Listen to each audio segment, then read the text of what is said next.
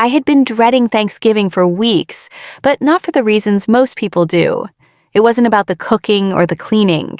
It wasn't about the chaos or the long hours. It was the company, more specifically, the family. It had been years since I felt truly welcome in my parents' home. Since adopting my daughter, Sophie, I noticed subtle shifts. A colder tone in my mother's voice, a reluctance in my father's invitations, awkward silences when I shared photos or updates about Sophie's school accomplishments, but nothing had ever crossed the line so plainly. Until this Thanksgiving. Sophie had just turned 10. She was full of questions, confidence, and curls that bounced with every step. She was the kind of kid who left glitter on everything she touched, who wrote, "I love you" notes on Post-its and stuck them in my purse. I loved her more than life itself, and I hoped, that with time my parents would come to love her too. Or at least pretend to. I dressed her in her favorite autumn dress, warm maroon with little gold leaves stitched into the hem, and we made pumpkin pie together that morning, just like I used to with my mom. She even carried it herself into my parents' house, beaming with pride. The second we walked in, I felt it. That stiff, artificial cheeriness my mother used when strangers were watching. The way my father glanced over Sophie like she was a smudge on his spotless hardwood floors. My brother was already there with his wife and their 2 kids, who got the big welcome, the warm hugs, and the "look how much you've grown" attention. Sophie got a nod. 1.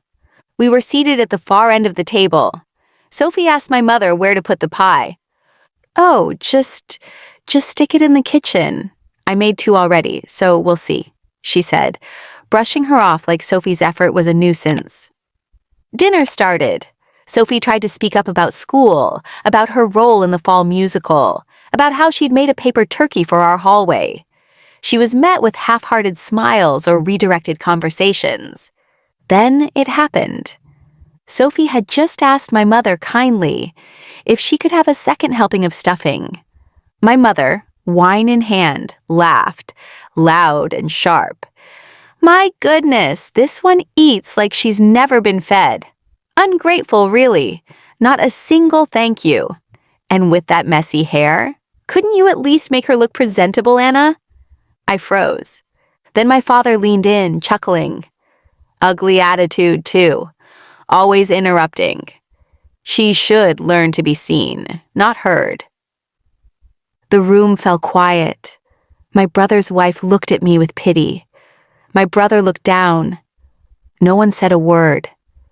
Sophie's fork clinked against her plate. She looked at me, her big eyes wide, trying to understand.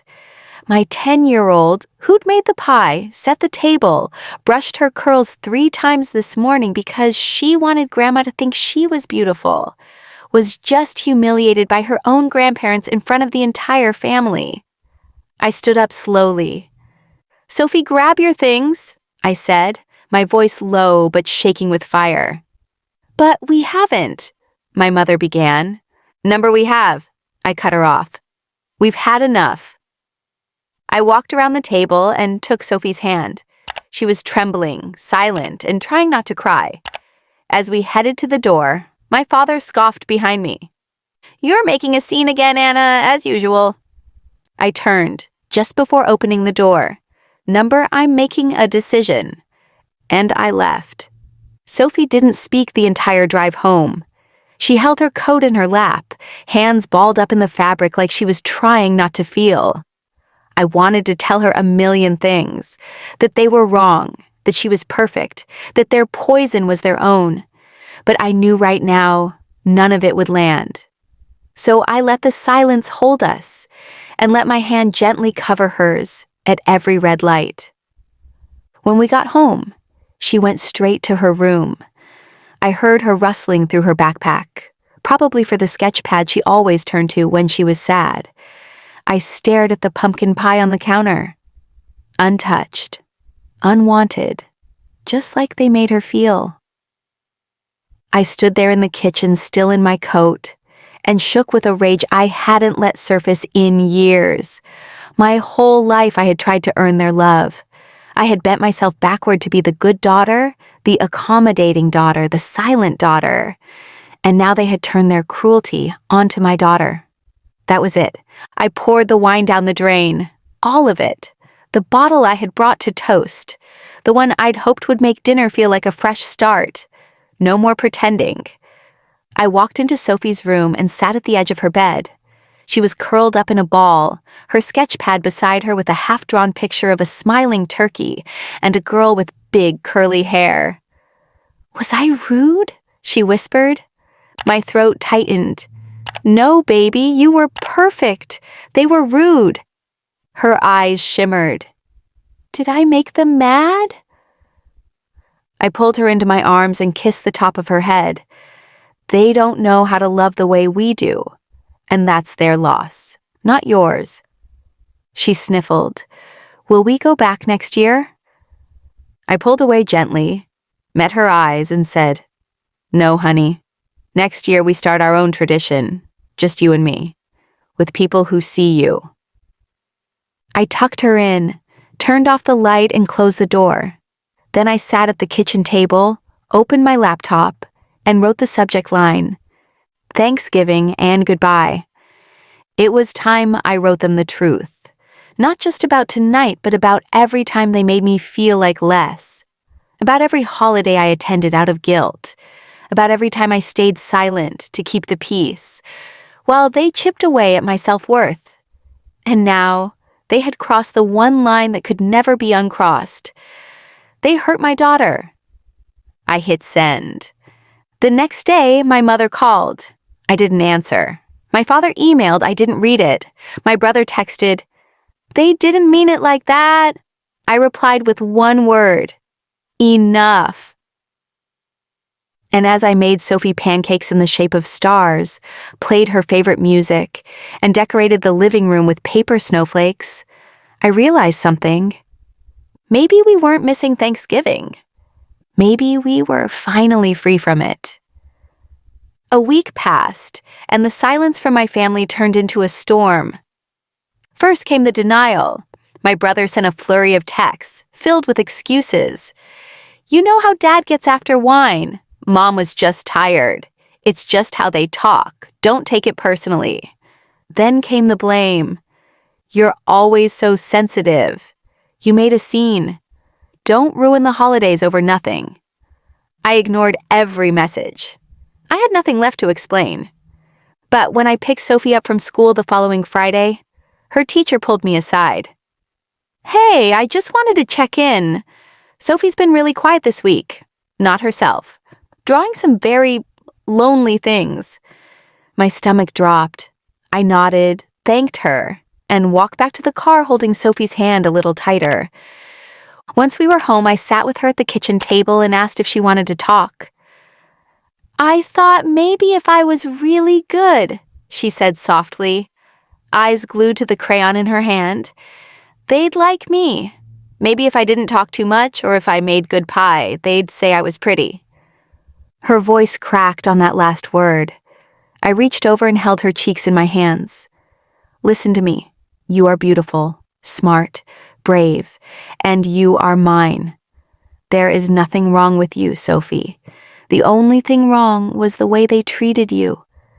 And we are never going back." That night, I lay awake thinking about every moment I'd let slide, every quiet insult, every time my mother picked my brother's children over mine, every photo where Sophie was cropped out, every gift that was forgotten for her at Christmas. It had never been subtle. I just never wanted to believe it. The next morning, I packed up the Thanksgiving decorations, the dusty wreath, the tablecloth my mother gifted me that still had her initials embroidered into the corner. I took the bin to the curb, and as I dropped it in, something snapped.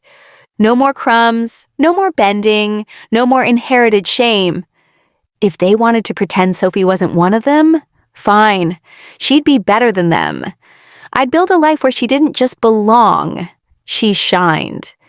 That weekend, I found a new local family center organizing a multicultural winter market for adoptive families. We signed up to bake and help decorate. Sophie beamed when I told her. "Will they have a singing contest too?" she asked. I laughed.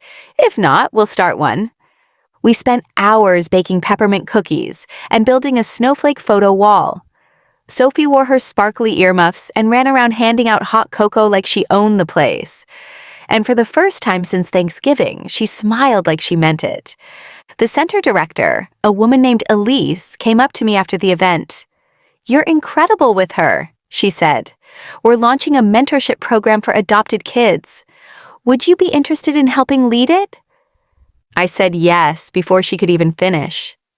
Something in me had reawakened, the need not just to shield my daughter from hurt, but to build a world that embraced her in full color.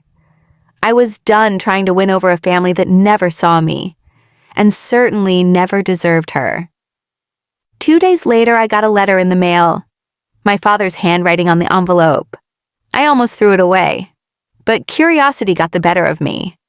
Inside was a photo from the Thanksgiving dinner table, everyone smiling, glasses raised. Sophie and I weren't in it. On the back, he had written, "This is what family looks like. Your choice." I stared at it for a long time. Then I grabbed a Sharpie, wrote one word across the photo and mailed it back. Corrected. And I meant it. That night, as Sophie slept peacefully in her unicorn pajamas, I poured myself a cup of chamomile tea and stared at the photo he had sent.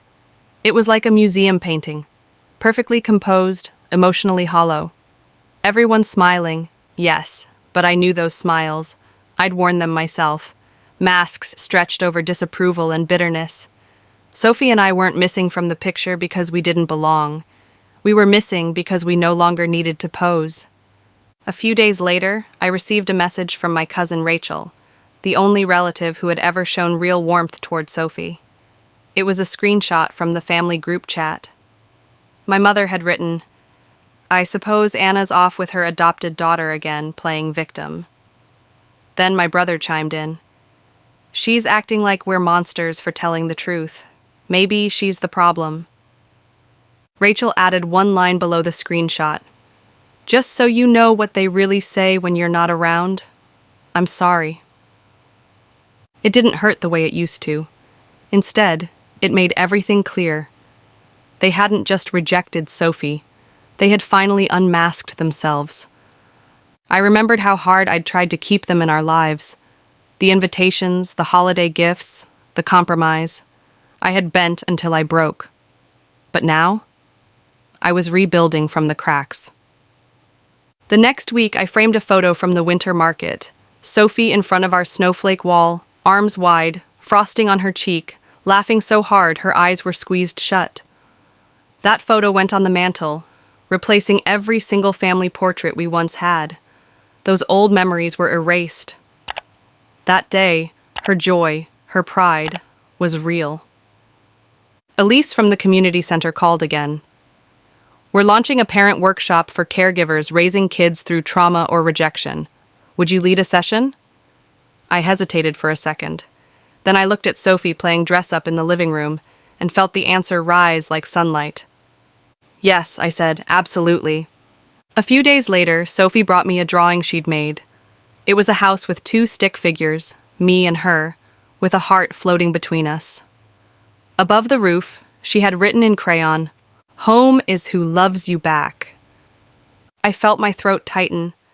I knelt beside her and whispered, "That's the most beautiful thing I've ever read." She smiled. "It's true, right?" "Yes," I said. "Yes, it is." And that night, as she drifted off to sleep beside her stuffed bunny, I made a silent promise. I would never again let anyone, even family, make her feel unwanted, and I would never again let myself beg for love I had to earn. We weren't missing family. We were becoming one, stronger, kinder, and finally, free. It had been 3 weeks since Thanksgiving when the next surprise came, wrapped in a glossy envelope dropped at my doorstep. Inside was an invitation, gold-foiled, embossed, unnecessarily extravagant. The Jameson family Christmas gala hosted at my parents' estate. I blinked, rereading the card. Was this some sort of cruel joke? After everything they said, after everything they did, now they were inviting me? But the real sting came when I turned over the RSVP list and saw the printed guest note. No additional children, no plus ones, immediate family only. Bold, underlined. I felt the nausea rise. Not only were they pretending like nothing happened, they were doubling down. Sophie didn't even count to them. They wanted me there, but not her. As if I could somehow peel my daughter off my arm and leave her behind for a night of champagne smiles and shallow conversations. I threw the invitation straight into the recycling bin, but my hands were still shaking. Later that night, I video called Rachel. "They invited you?" she asked, wide-eyed. "Apparently I'm good enough again as long as I come childless." Rachel scoffed. "You know what that is, right? They're trying to save face. They've probably realized people are asking questions, especially after what happened on Thanksgiving." "Let them squirm," I said. "We won't be there." Rachel leaned in closer. "You should do something. Make them squirm harder." I raised an eyebrow. "What do you mean?" "I mean, show them what real family looks like." And that idea stuck. The next morning, I took Sophie to a local photographer, someone known for capturing vibrant, natural portraits. We wore matching deep red dresses and stood in a park full of golden leaves. She grinned, and I smiled softly behind her, hands on her shoulders. The final result was stunning. But I didn't stop there. I used that photo for a custom holiday card, and across the top, in cursive gold, I wrote, "From our real family to yours." Then I printed 50 copies. One went to every guest listed on that Christmas gala RSVP, including my parents, including my brother, including my mother's snooty book club friends who always whispered when Sophie hugged me in public. 2 days later, the texts began. My father, "You're being dramatic." My mother, "This isn't the time for statements." My brother, "You've embarrassed them." I didn't respond to a single one. But I took Sophie out for hot cocoa, and we danced in our driveway when the first snowflakes of December began to fall. Because here's the thing about people who think love is conditional. They never expect you to choose peace over proximity. They never think you'll walk away. But I had. And the silence I gave them was louder than anything I could have said. It had been 3 weeks since Thanksgiving when the next surprise came, wrapped in a glossy envelope dropped at my doorstep. Inside was an invitation, gold-foiled, embossed, unnecessarily extravagant. The Jameson family Christmas gala, hosted at my parents' estate. I blinked, rereading the card. Was this some sort of cruel joke? After everything they said, after everything they did, now they were inviting me? But the real sting came when I turned over the RSVP list and saw the printed guest note. No additional children, no plus ones, immediate family only. Bold, underlined. I felt the nausea rise. Not only were they pretending like nothing happened, they were doubling down. Sophie didn't even count to them. They wanted me there, but not her. As if I could somehow peel my daughter off my arm and leave her behind for a night of champagne smiles and shallow conversations. I threw the invitation straight into the recycling bin, but my hands were still shaking. Later that night, I video called Rachel. "They invited you?" she asked, wide-eyed. "Apparently I'm good enough again as long as I come childless." Rachel scoffed. "You know what that is, right? They're trying to save face. They've probably realized people are asking questions, especially after what happened on Thanksgiving." "Let them squirm," I said. "We won't be there." Rachel leaned in closer. "You should do something. Make them squirm harder." I raised an eyebrow. "What do you mean?" "I mean, show them what real family looks like." And that idea stuck. The next morning, I took Sophie to a local photographer, someone known for capturing vibrant, natural portraits. We wore matching deep red dresses and stood in a park full of golden leaves. She grinned, and I smiled softly behind her, hands on her shoulders. The final result was stunning. But I didn't stop there. I used that photo for a custom holiday card, and across the top, in cursive gold, I wrote, "From our real family to yours." Then I printed 50 copies. One went to every guest listed on that Christmas gala RSVP, including my parents, including my brother, including my mother's snooty book club friends who always whispered when Sophie hugged me in public. 2 days later, the texts began. My father, you're being dramatic. My mother, so this isn't the time for statements? My brother, you've embarrassed them. I didn't respond to a single one, but I took Sophie out for hot cocoa, and we danced in our driveway when the first snowflakes of December began to fall. Because here's the thing about people who think love is conditional. They never expect you to choose peace over proximity. They never think you'll walk away. But I had. And the silence I gave them was louder than anything I could have said. Would you like me to continue with section 4 now? You said, add 50 more lines. ChatGPT said, absolutely. Here are 50 more lines expanding section 3, diving even deeper into the emotional tension, subtle revenge, and the mother's quiet rise above her toxic family.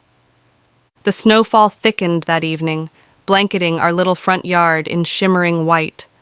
Sophie stood at the window with her face pressed to the glass, tracing snowflakes with her fingertip. Do you think Nana and Grandpa got our card? She asked softly. I wrapped my arms around her. I'm sure they did. Do you think they liked it? I hesitated, choosing my words carefully. I don't know if they liked it, honey, but I know they saw it, and sometimes that's enough. What I didn't tell her was that I'd received a voicemail from my mother earlier that afternoon. Her voice was clipped, restrained, but quivering with fury. If you're trying to humiliate us, Anna, congratulations, but don't forget where you come from. You're not better than us. I didn't even finish listening. I deleted it mid-sentence. That woman had long ago forfeited the right to define my worth. And now she was just beginning to realize it. That night I added a new contact in my phone. Blocked numbers. One by one, I added them all. My parents, my brother, and every flying monkey they used to send messages through. When the notifications stopped, my house finally felt quiet. Not empty, not lonely, just free. And still, the universe wasn't done. A few days before Christmas, I got an email from a woman named Karen Delaney. The name rang a bell. She was the head of the charitable foundation that partnered with my parents' company. Apparently, someone had seen our holiday card and asked if I'd be interested in speaking at an upcoming event about non-traditional families and holiday resilience. The microphone felt heavier than I expected. The lights were warm on my face, and 100 pairs of eyes waited quietly. I wasn't used to being the center of attention, at least not in a room where I was wanted. I took a deep breath. My name is Anna, I began, and for years, I believed that blood defined love. I believed if I tried hard enough, bent far enough, and stayed silent long enough, I could earn my family's affection. That if I did everything right, I'd finally be good enough. A few heads in the front row nodded gently, as if they knew exactly where I was going. But everything changed the day they called my daughter, my beautiful, brilliant daughter, ungrateful and ugly at the dinner table. And instead of defending her, they looked me in the eye as if daring me to do something about it. I paused. I did. I felt something shift in the room. Not gasps, not pity, just a deep, shared understanding. I walked away. I didn't beg, I didn't argue. I simply left. Because no holiday, no tradition, no DNA is worth the silence of a child who thinks she is not enough. I told them about Sophie, about our star-shaped pancakes, about the photo we sent and the silence that followed. I told them how peace feels like snow falling outside a warm living room window, with no footsteps coming up the drive to ruin it. When I stepped off stage, I was immediately embraced by strangers, mothers, fathers, grandparents, even teens. One woman whispered, "Thank you for saying what I never could." A man in a wheelchair said, "You just described my entire childhood." Sophie ran to me, arms flung wide, and I lifted her up like she weighed nothing at all. That same night back at home, I opened my email one last time before bed. There it was, an invite from a journalist who had attended the gala. She wanted to feature our story. I hesitated. This wasn't just a holiday rebellion anymore. It was becoming something louder, something bigger. But I knew what it meant. Telling the truth was no longer just for me and Sophie. It was for every person who had ever been shamed at a dinner table, who had ever felt like the guest instead of the child. The next day, the article was published. The headline read, "Mother breaks generational silence after family insults daughter at Thanksgiving." And that's when everything really exploded. The article made rounds across parenting forums, social media groups, even small news stations. Friends I hadn't spoken to in years sent messages of support. Strangers emailed me stories of their own. For the first time, I didn't feel small or cast aside. I felt seen. But not everyone was pleased. Because 3 days later, I got a certified letter in the mail. It was from my parents. The envelope was thick and stiff, like it was trying to carry its own self-importance. I didn't open it right away. I let it sit on the kitchen table while I made Sophie's breakfast, tied her shoes, and walked her to the bus stop. I watched her wave from the window before I returned to that letter like it was some ghost waiting to be exorcised. When I finally opened it, my hands didn't tremble. Inside was a single typed page. No greeting, no warmth, just an accusation. They claimed the article had defamed the family, that I had damaged reputations, that I was exaggerating for attention. They asked, no, demanded, a formal retraction, or they'd consider legal action to protect the family name. I laughed out loud. The audacity. These were the same people who'd called my child a mistake, who'd watched her cry at the dinner table and did nothing, who invited me to their Christmas gala like Sophie was some accessory I could leave behind. And now they wanted to protect the Jameson family name? I wrote one line on the back of the letter with a pen and mailed it back. You can't lose what you never had. A week later, their lawyer called my workplace, tried to pressure my supervisor, tried to cast doubt. My boss, a woman who'd adopted 2 daughters of her own, forwarded me the voicemail and said, "Tell them to try harder." I smiled, because slowly, piece by piece, the world they built on image was starting to crumble. Not because I attacked it, but because I told the truth. Sophie, meanwhile, was thriving. She had a new friend at school, a teacher who called her a sunbeam, and a new art project on the fridge every day. We baked cookies with too much sugar and stayed up late watching movies in pajamas. For the first time, our life felt like it belonged to us. Not a family legacy, not a social performance, not an act. It was ours, and it was only just beginning. Christmas Eve arrived with a stillness I hadn't felt in years. Outside, snow glazed the neighborhood in silver, and inside, Sophie had fallen asleep on the couch, her arms wrapped around a stuffed reindeer we found at a thrift shop. The scent of cinnamon lingered from our baking earlier, and soft carols played low on the speaker. I sat there, staring at the lights on the tree, thinking about how much had changed in just a few weeks. The doorbell rang. My body stiffened. I wasn't expecting anyone. I peeked through the window and froze. It was my brother, Derek. He stood there in a designer coat, holding a bottle of wine, flanked by 2 perfectly wrapped gifts. His posture was smug, familiar, calculated. He hadn't aged a day, but I had grown years in just the past month. I opened the door slowly. "Anna," he smiled, like nothing had ever happened.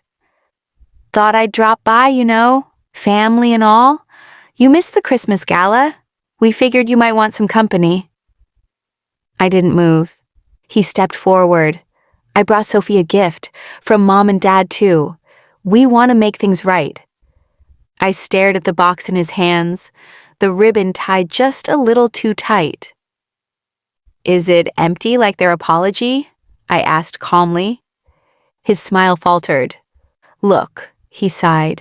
They're worried. That article made waves, and now donors are pulling back. Clients are asking questions. You made this into a circus. You made it into a war the moment they insulted my daughter, I said, not raising my voice. He set the bottle down on the porch. If you just take the article down, come to the New Year's dinner, we can move past all this. I shook my head. You don't get to offer peace after lighting the match.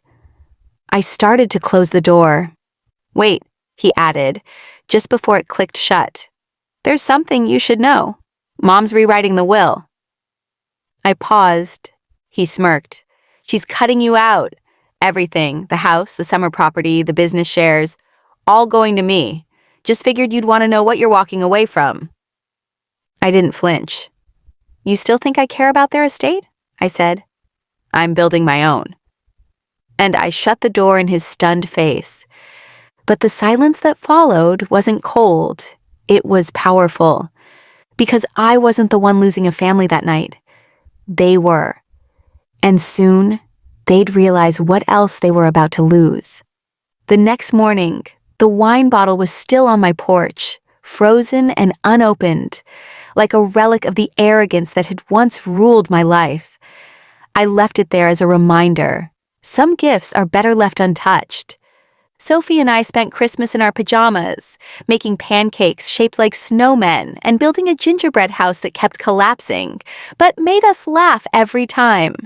There were no fancy centerpieces, no forced smiles, no whispered corrections over silverware, just joy, raw, imperfect, real. But in the back of my mind, Derek's words echoed louder than the carols on the radio.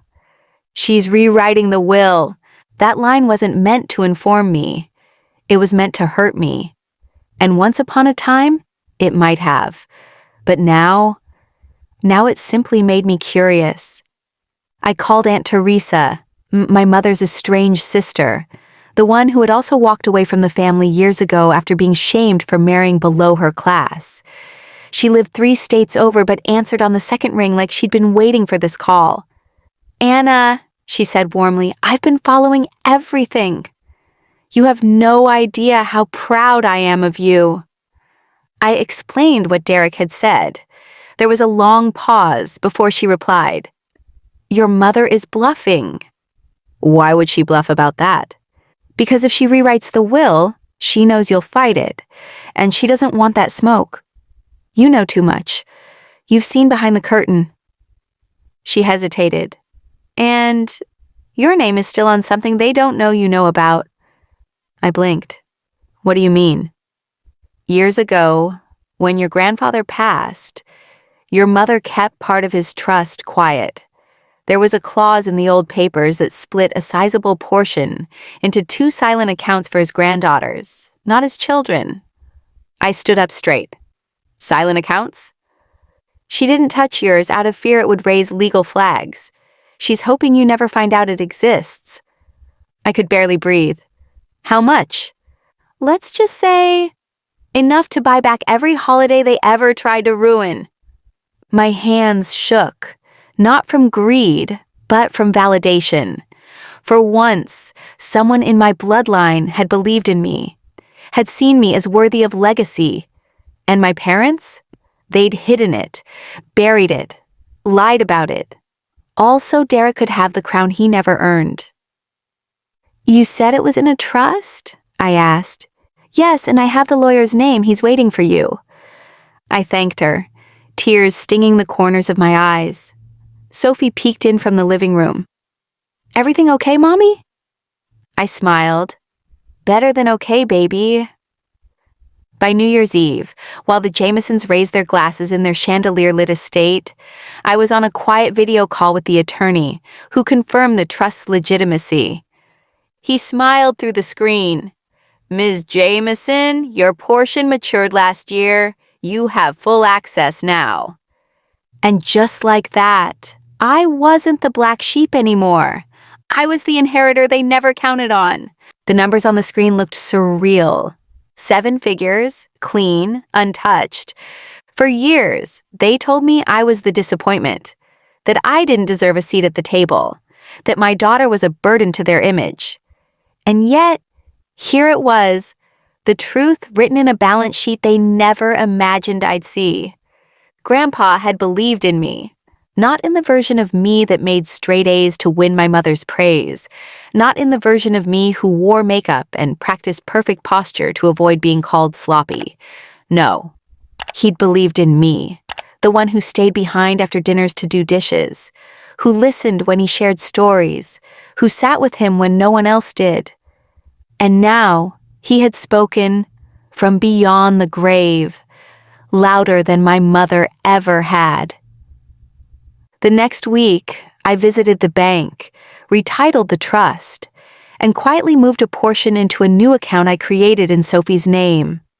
One day, she'd understand where it came from, and more importantly, where she didn't need to go to earn love. But I wasn't done. Because while they thought I was sulking, I was strategizing. A month later, I purchased a property, a quiet old lakeside retreat that had once belonged to our extended family, but was sold during a downturn. My parents had always talked about buying it back one day.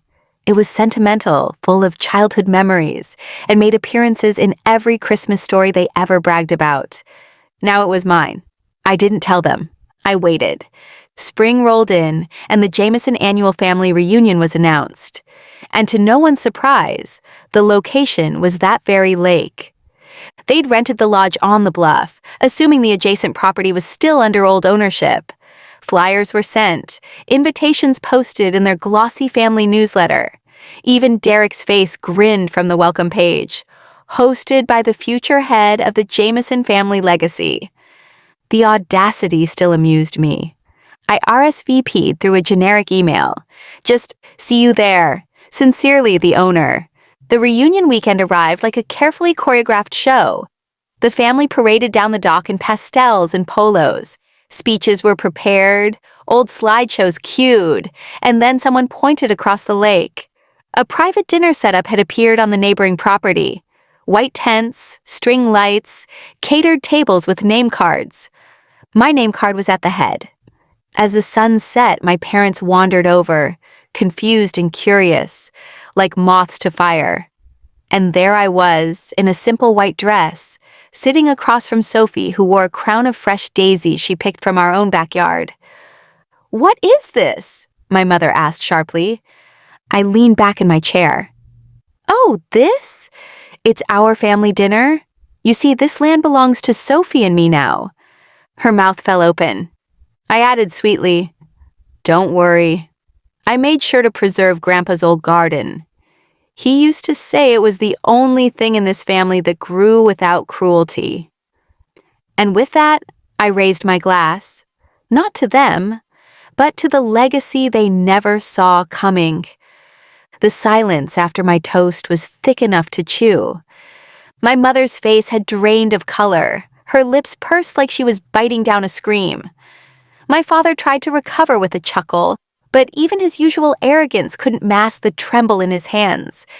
Derek's jaw clenched. He scanned the scene, the servers in black uniforms, the vintage wine chilling beside the daisies, the monogrammed menus that bore our names. And he realized this wasn't just a flex. This was a statement. "You bought the lake house?" he finally spat, voice sharp. "No," I said coolly, sipping my wine. "I reclaimed it. You all lost the right to call anything around here yours the moment you abandoned Grandpa. And me." "You're being dramatic," my mother snapped. "We did what was best for the family." I raised a brow. Was it best for the family when you left a scared teenage girl with an aging man just so you could go find yourselves in Europe for 2 years? Or when you showed up at his funeral not to mourn, but to demand who got the deed? She blinked. "We thought you wouldn't want the responsibility." I leaned forward. "No, you hoped I wouldn't, because if I stayed quiet, you'd inherit everything. And look how that worked out." Behind them, other relatives were watching now. Whispers rippled across the grass. Someone pointed at Sophie and whispered, "That must be her daughter." Another added, "I didn't know she bought the property." The shift was spreading like wildfire. The ones they once painted as outsiders were suddenly center stage. My father took a step forward, lowering his voice. "If this is about money, we can settle this like adults." I laughed. "This is about dignity, something you never taught me to value, but Grandpa did." Then I nodded toward the table, where one final surprise sat sealed in thick paper. Old trust documents, notarized and fresh from the lawyer. I stood up and handed them to Derek. "Here's the proof you asked for. Not that I owed it, but go ahead. Read the line that says I own 65% of the Jameson family estate shares, directly from Grandpa's silent trust." His hand trembled as he opened it. "What?" my mother gasped, grabbing the page. The blood drained from both their faces at once. "You lied to us," Derek said to our mother, stunned. "You said she was cut out." "I didn't think she knew," she stammered. I stepped back with calm fire in my chest. "You always wanted to silence me, belittled me, forgot I existed until you needed someone to cook or clean or stay quiet." I turned to Sophie, who was watching with big, curious eyes. But she will grow up knowing exactly what she's worth, because I made sure of it. As the guests watched in stunned silence, I turned, took Sophie's hand, and led her away, back to the dinner set under the string lights, where laughter still belonged to those who didn't pretend love had conditions. Behind me, the legacy they built on cruelty began to collapse under the weight of truth. News travels fast when scandal tastes like revenge. The day after the reunion, photos of my lakeside dinner started making the rounds on social media, courtesy of one of the younger cousins who posted with the caption, "The real host of the Jameson legacy just showed up and served justice with wine and fire." I didn't post anything myself. I didn't need to. The truth had already cracked open like thunder in a quiet sky. Family group chats exploded. The whispers weren't whispers anymore. They were statements, accusations, confessions. Turns out I wasn't the only one who'd been cut out. My cousin Elaine messaged me privately. "They convinced my mom to sign over her share of the land back in 2009, said it was temporary." Then another. "They told us Grandpa was broke. That's why we never got our piece. I thought it was just me." The house of cards they built with lies and inheritance manipulation was crumbling, and not by force, just by light, the light of truth. Meanwhile, my parents began doing damage control. My father tried calling, twice. I didn't answer. Then came an email from my mother. It opened with, "Let's be civil about this." I didn't reply, because civility was the weapon they used when silence was convenient for them. When I was suffering and they didn't want to look bad, they'd wrap their cruelty in politeness and call it parenting. But the final blow came not from me, but from Grandpa himself. The lawyer had mentioned something in passing that I hadn't paid much attention to before, a scheduled letter, set to be delivered posthumously. Grandpa had written it 5 years before he died, and it arrived that week. It was hand-addressed to me. Inside was a simple note, no more than a few paragraphs, but each word felt like a stone placed in the foundation of my new life. If you're reading this, it means the truth finally came to light. I always knew you'd find your way back to what's yours. I watched them overlook you, saw the way they spoke down to your child. I knew I wouldn't live long enough to protect you forever, so I left behind what I could and trusted you'd make it into more than they ever dreamed. Keep building, and don't ever let them tell you again that you weren't enough." I cried, not the quiet kind, the shaking, snot-filled, soul-cleansing kind, because for the first time in years, I felt seen by someone who'd left, but who never let me go. I framed that letter, put it on the wall right above Sophie's art, right above the fireplace of the house they all forgot, the house that was now a home again. And as I looked around at the legacy I was reshaping, I realized this wasn't revenge anymore. This was reclamation. The call came quietly. I didn't plan to answer it, but Sophie did. "Hi, this is Sophie. This is our house now." I froze when I heard my mother's voice on the other end. "Sweetheart, is your mom home?" I took the phone gently from Sophie's hand. "Yes, I'm here." "I just want to talk," she said. We made mistakes." I exhaled slowly. "You didn't just make mistakes, Mom. You erased me. And now that I have everything, suddenly you remember I exist?" A beat of silence. "We miss you," she whispered. "I don't miss you," I said. "I miss what I deserved all along. Respect, love, and a family who didn't put conditions on worth." And I hung up. Months later, we planted a tree at Grandpa's lake house, not for tradition, but for rebirth. Sophie giggled as she patted the soil, her joy louder than any apology I never got. And for the first time, I didn't feel like I was reclaiming the past. I was writing a new future, on my own terms.